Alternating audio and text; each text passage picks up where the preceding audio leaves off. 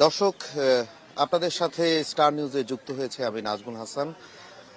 আপনাদের শুরুতেই জানিয়ে রাখতে চাই, গত শুক্রবার কিন্তু দেশে একটি ভূমিকম্প হয়ে গেছে এবং আবহাওয়া অধিদপ্তরের তথ্য অনুযায়ী 5.7 মাত্রার একটি ভূমিকম্প হয়েছে এবং সেই কম্পনে কিন্তু মানুষ আতঙ্কগ্রস্ত হয়ে গেছে, পুরো দেশের মানুষ। বিশেষ করে আমি যদি আপনাদের বলতে চাই, রাজধানীবাসী কিন্তু অনেকটাই আতঙ্কগ্রস্ত হয়ে গেছে এবং সেই ভূমিকম্প পরিস্থিতি বিবেচনায় পরবর্তীতে কিন্তু আমরা যতদূর জানি, ঢাকা বিশ্ববিদ্যালয় অর্থাৎ বাংলাদেশের অন্যতম সেরা বিশ্ববিদ্যালয় ঢাকা বিশ্ববিদ্যালয় আতঙ্কগ্রস্ত হয়ে প্যানিক অ্যাটাকের শিকার হয়ে অনেক শিক্ষার্থী, আমরা যতদূর জানি, তারা কিন্তু আহত হয়েছেন বিভিন্ন হল থেকে। আমরা যদি বলতে চাই, হাজী মোহাম্মদ মুহসিন হলের 4র্থ তলা থেকে একজন শিক্ষার্থী পড়ে তিনি আহত হয়েছিলেন। তাছাড়া আতঙ্কগ্রস্ত হয়ে আরো কয়েকজন শিক্ষার্থী তারা ছাদের দিকে চলে গিয়েছিলেন এবং সেখান থেকে ছাদ থেকে লাফিয়ে পড়েও কিছু শিক্ষার্থী আহত হয়েছিলেন। এবং শেষ খবর পাওয়া পর্যন্ত আমরা সরেজমিনে আমরা সকাল থেকে বিভিন্ন তথ্য সংগ্রহ করে যতদূর জানতে পেরেছি, ঢাকা বিশ্ববিদ্যালয়ের মোট 29 জন শিক্ষার্থী আহত হয়েছিলেন এবং বেশিরভাগ শিক্ষার্থী ইতিমধ্যে চিকিৎসা নিয়ে, অর্থাৎ বিভিন্ন হাসপাতালগুলোতে চিকিৎসা নিয়ে তারা কিন্তু ইতিমধ্যেই হাসপাতাল ত্যাগ করেছেন, অর্থাৎ চিকিৎসা, প্রাথমিক যে চিকিৎসা সেটি তারা ইতিমধ্যে নিয়েছেন এবং যারা একটু বেশি আহত হয়েছেন তারা এখনো চিকিৎসাধীন অবস্থায় আছেন। তো পরিস্থিতি বিবেচনায়, যেহেতু একটি বড় ধরনের আবহাওয়া অধিদপ্তর যতদূর বলেছে, এটি একটি মধ্যম পন্থার ভূমিকম্প ছিল, 5.7 মাত্রার। তো মধ্যম পন্থার ভূমিকম্প হওয়া সত্ত্বেও, অর্থাৎ মানুষ এরকম অনেকদিন, যেহেতু আমাদের এই দেশে আসলে আমরা এরকম কম্পন কিন্তু সাধারণত অনুভব করেনি দেশের মানুষ, সেই প্রেক্ষিতে অনেকেই কিন্তু আতঙ্কগ্রস্ত হয়েছেন। পুরো দেশবাসী, বিশেষ করে জানাচ্ছিলাম যে রাজধানীবাসী আতঙ্কগ্রস্ত হয়েছিলেন। তো পরবর্তীতে আমরা জানি, ভূকম্পনের পর গতকালও কিন্তু, অর্থাৎ শনিবার, আফটার শেক হয়েছে কিছু কিছু জায়গায়। আমরা জানি 4.3 মাত্রার একটি ভূমিকম্প হয়েছে গতকাল সন্ধ্যার দিকে এবং তাছাড়া গাজীপুরের দিকে 3.3 মাত্রার একটি ভূকম্পন হয়েছে। তো পরিবেশ পরিস্থিতি বিবেচনায় ঢাকা বিশ্ববিদ্যালয়ের যেসব হলগুলো আছে, আমরা জানি সেসব হলগুলোর পরিবেশ পরিস্থিতি বিবেচনায়, যেহেতু হলগুলোকে ঝুঁকিপূর্ণ ধরা হচ্ছে, তারা হচ্ছে ছাত্রদের, অর্থাৎ বিশ্ববিদ্যালয়ের শিক্ষার্থীদের নিরাপত্তার কথা বিবেচনা করে বিশ্ববিদ্যালয়ের উপাচার্য নিয়াজ আহমেদ কিন্তু গতকাল একটি প্রক্টোরিয়াল টিম সহ তিনি একটি বৈঠক আহ্বান করেন এবং সেই বৈঠকে প্রক্টোরিয়াল টিম সহ অনেকে উপস্থিত ছিলেন এবং বুয়েটের বিশেষজ্ঞ এবং যারা হচ্ছে পরীক্ষা নিরীক্ষা করবেন এসব ঝুঁকিপূর্ণ হলগুলো, ছাত্রাবাসগুলো, তারা হচ্ছে একটি মতামত দিয়েছেন এবং তারই প্রেক্ষিতে ঢাকা বিশ্ববিদ্যালয় আগামী 6 ডিসেম্বর পর্যন্ত, অর্থাৎ 15 দিন বন্ধ ঘোষণা করেছেন। তো দর্শক, এই মুহূর্তে আমাদের সাথে যুক্ত আছে স্টার নিউজের আমাদের ঢাকা বিশ্ববিদ্যালয়ের প্রতিনিধি লিটন।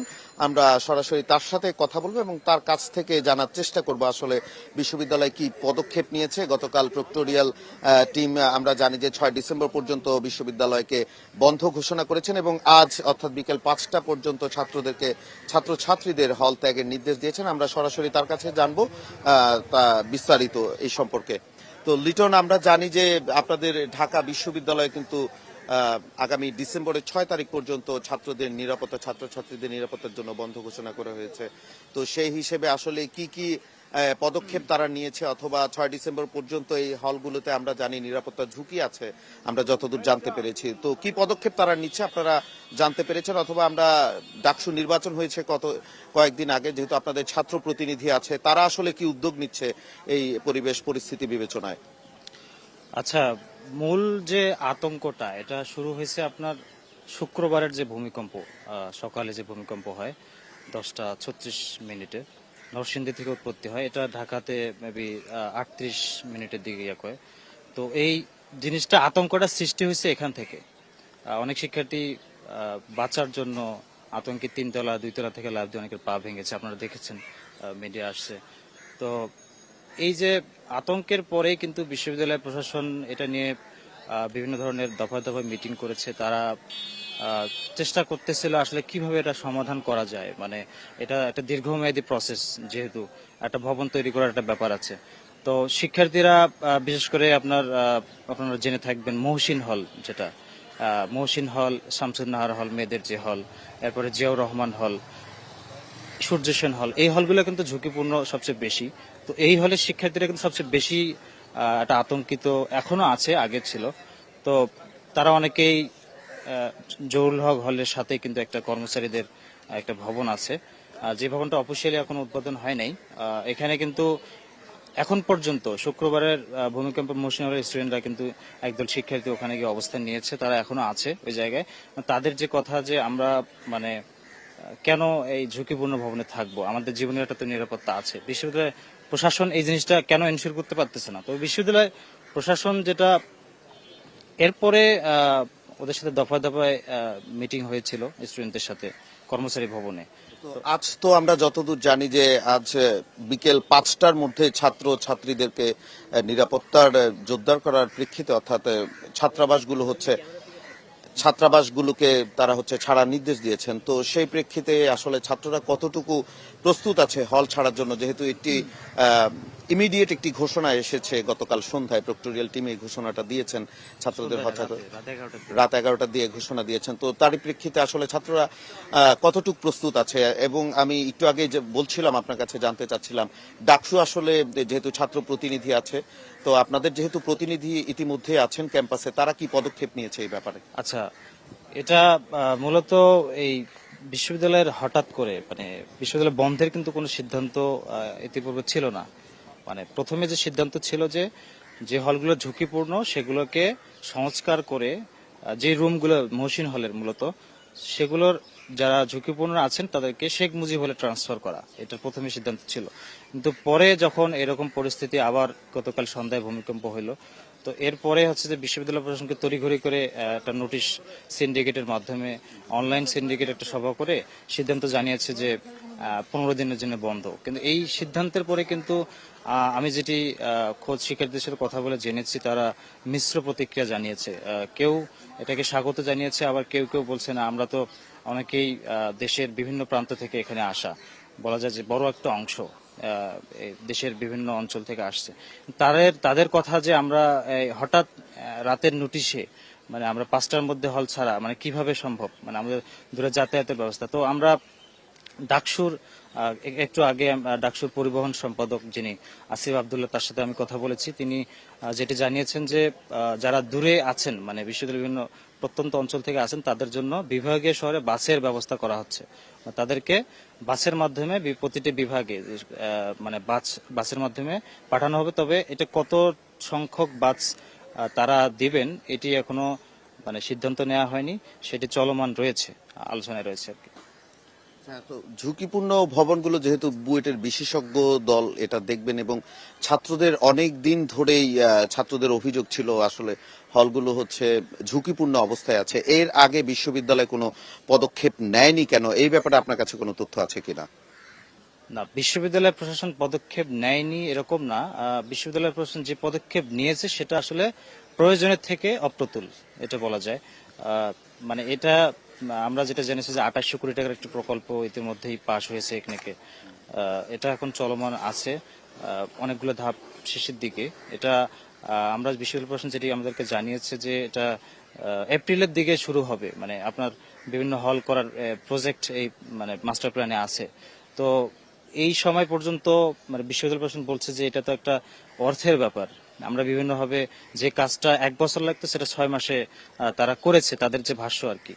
তো এই প্রসেসটা মূলত যেহেতু একটা ভবন তৈরি করার বিষয় আছে এখানে, সেই প্রেক্ষিতে মানে বিশ্ববিদ্যালয় প্রশাসনের, আমি মনে করি যে বিশ্ববিদ্যালয় প্রশাসনের যেটা তদারকি বিগত প্রশাসন থেকে বর্তমান প্রশাসন চেষ্টা করছে তাদের সর্বোচ্চটা দিয়ে, ডাকসু এক্ষেত্রে ভালো হেল্প করতেছে।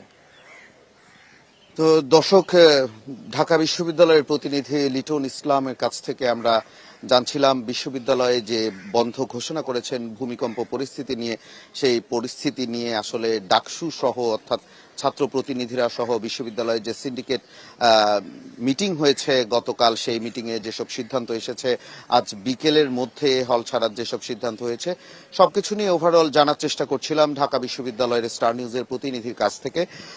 তো আপনাদের আরো একটু জানিয়ে রাখি, আসলে পুরো দেশ একটি আতঙ্ক গ্রস্ত হয়ে গেছেন এবং গতকাল রাত থেকে আমরা কিছু খবর পাচ্ছিলাম যে যেহেতু এই ভূমিকম্পটি যে 5.7 মাত্রার যে ভূমিকম্পটি গত শুক্রবার হয়েছে সেই ভূমিকম্পটির উৎপত্তি স্থল ছিল নরসিংদীর মাধবদীতে এবং গতকাল রাতে আমরা যেখানে উদ্ভূত পরিস্থিতি অনুযায়ী তারা যেহেতু গতকালও কয়েকটি কম্পনের সৃষ্টি হয়েছে সেই অনুযায়ী তারা আতঙ্কগ্রস্ত হয়ে দেশের মানুষ বিশেষ করে নরসিংদীর মানুষ গতকাল রাতে কিন্তু অনেকেই বাইরে রাত কাটিয়েছেন এবং তাছাড়া নরসিংদী ছাড়াও অর্থাৎ উৎপত্তিস্থল ছাড়াও দেশের আরো বিভিন্ন জায়গায় আমরা দেখতে পেয়েছি মানুষ প্রচুর আতঙ্কগ্রস্ত হয়ে আছেন বিশেষ করে আমাদের দেশের আসলে অনেক ভবন বিশেষ করে আমরা যদি এখন যেখানে আছি ঢাকা বিশ্ববিদ্যালয় সেই ঢাকা বিশ্ববিদ্যালয়ের আমি এখন হচ্ছে মুক্তিযোদ্ধা জিয়াউর রহমান হলের সামনে থেকে আছি আপনাদেরকে যদি হলটা একটু দেখাতে চাই দর্শক একেবারে একটু দেখানোর যদি চেষ্টা করি আসলে হলটা অনেকদিন আগের এবং আমরা জানি যে প্রাকৃতিক দুর্যোগ হতেই পারে কিন্তু সেই দুর্যোগের কিছুটা প্রস্তুতি থাকা অবশ্যই প্রয়োজন সেই প্রয়োজন অনুযায়ী আমি যদি আপনাদের ব্যাখ্যা করতে যাই অথবা দেখাতে চাই এই হলটির কিন্তু আমরা জানি যে কম্পনে শুক্রবারে যে কম্পনটি হয়েছে ভূকম্পনটি সেই কম্পনের ফলে অনেক হলের কিন্তু যে প্লাস্টার আছে বাইরের সেগুলো ভেঙে পড়েছে ভিতরের কিছু অংশ অর্থাৎ দেয়াল থেকে কিছু কিছু জায়গায় ইটও খসে পড়েছে ভূমিকম্পনের ফলে তো আমরা দেখতে পাচ্ছি যে আসলে যে বিল্ডিংটি দেখা যাচ্ছে এই বিল্ডিংগুলোর আসলে বাইরের যে পরিস্থিতি যে কোনো একটা বড় শেক হলে অথবা বড় কোনো ধরনের মিডিয়াম কোনো ভূমিকম্প হলো এই বিল্ডিংগুলো থেকে কিন্তু যে প্লাস্টার দেখা যাচ্ছে ইতিমধ্যেই খসে পড়ে আছে তো এই পরিস্থিতি বিবেচনায় আসলে হলগুলো সেই পরিস্থিতি বিবেচনায় হলগুলোকে বন্ধ ঘোষণা করেছে এখানে গতকাল বুয়েটের একটি বিশেষজ্ঞ দল ছিল প্রক্টোরিয়াল টিমের সিন্ডিকেট